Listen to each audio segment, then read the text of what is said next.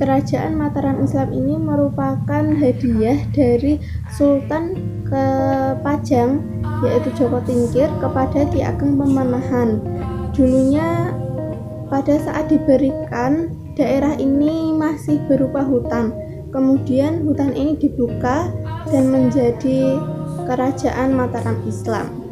Nah, Kerajaan Mataram Islam ini sempat berjaya pada masa kepemimpinan Sultan Agung, bahkan sangat-sangat berjaya, dan diyakini mengalami kemunduran pada saat pemerintahan Amangkurat pertama dimulai. Ini banyak perpecahan terjadi pada masa ini, mulai dari Perang Tahta Jawa pada masa Amangkurat I, Perang Tahta Jawa kedua pada masa Amangkurat IV, dan Perang Tahta Jawa ketiga pada masa Pakubuwono II. Seperti apa ceritanya? Mari kita simak bersama. Pada masa kepemimpinan Amangkurat IV terjadi Perang Tahta Jawa kedua, dan perang tersebut dimenangkan oleh Amangkurat IV sendiri. Pada saat Amangkurat IV wafat, yang menggantikannya adalah putranya, yaitu Pakubuwono II. Tetapi rakyat tidak suka dengan Pakubuwono II, karena pada saat rakyat Jawa dan Tionghoa bersatu memerangi VOC, Pakubuwono II malah semakin dekat dan akhirnya bersekutu dengan VOC. Akhirnya Aliansi Perjuangan Jawa dan Tionghoa mengangkat cucu dari Amangkurat IV sebagai Amangkurat V. Dan pada 30 Juni 1742, pasukan Amangkurat V menjebol benteng Kartasura dengan meriam dan berhasil meluluh lantahkan Kartasura. Pakubuwono II dan VOC pun melarikan diri ke Magetan. Pada 1 Juli 1742, Amangkurat V resmi bertahta di Kartasura. Namun, tak lama kemudian kekuasaannya berakhir pada September 1743 karena kalah dari Pakubuwono II dan VOC. Pakubuwono masih menghadapi konflik dengan keponakannya, yaitu Pangeran Sambernyawa. Kemudian ia mengadakan sayembara dengan hadiah tanah di Sukowati, Sragen untuk siapapun yang berhasil menaklukkan Pangeran Sambernyawa. Pada 1746, sayembara tersebut dimenangkan oleh Pangeran Mangkubumi yang merupakan saudara Pakubuwono II seayah beda ibu. Namun hadiah sayembara tak kunjung diberikan.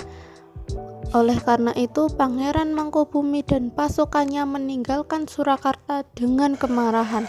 Lalu Pangeran Mangkubumi beraliansi dengan Pangeran Sambernyawa yang pernah dia perangi.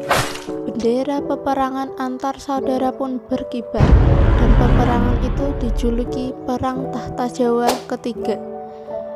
Dari tahun 1747, pertempuran demi pertempuran dimenangkan oleh Pangeran Mangkubumi yang berkekuatan sekitar 13.000 orang prajurit.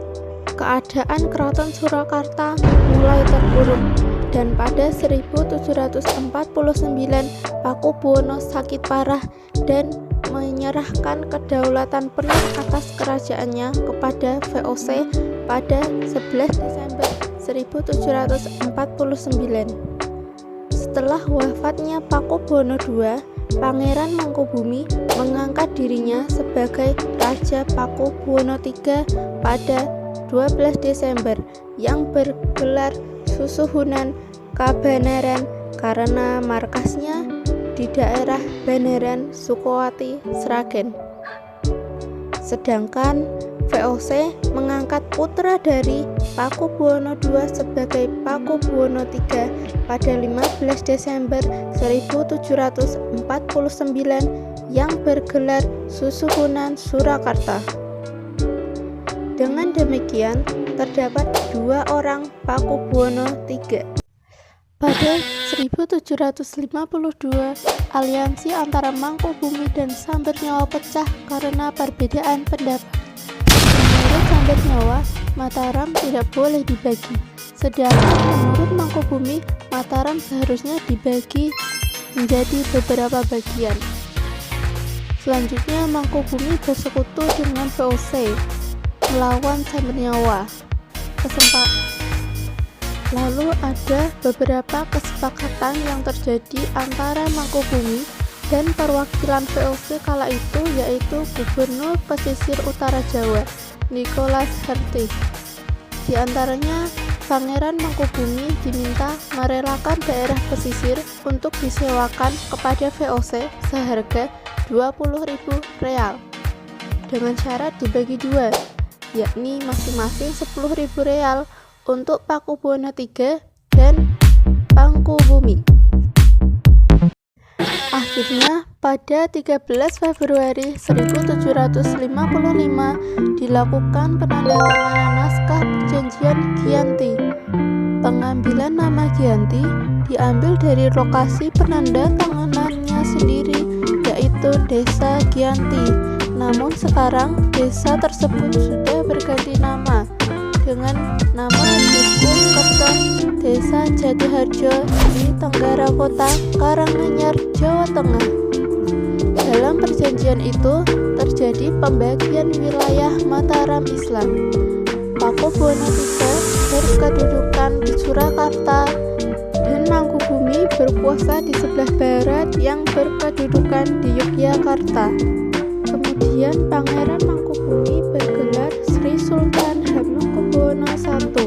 Kerajaan baru ini diberi nama Kasultanan Ngayogyakarta Hadiningrat, dan sampai sekarang Kasultanan Ngayogyakarta Hadiningrat masih berjalan di bawah kepemimpinan Sri Sultan Hamengkubuwono X. Beliau juga dilantik sebagai Gubernur Daerah Istimewa Yogyakarta pada periode 2022 sampai 2025.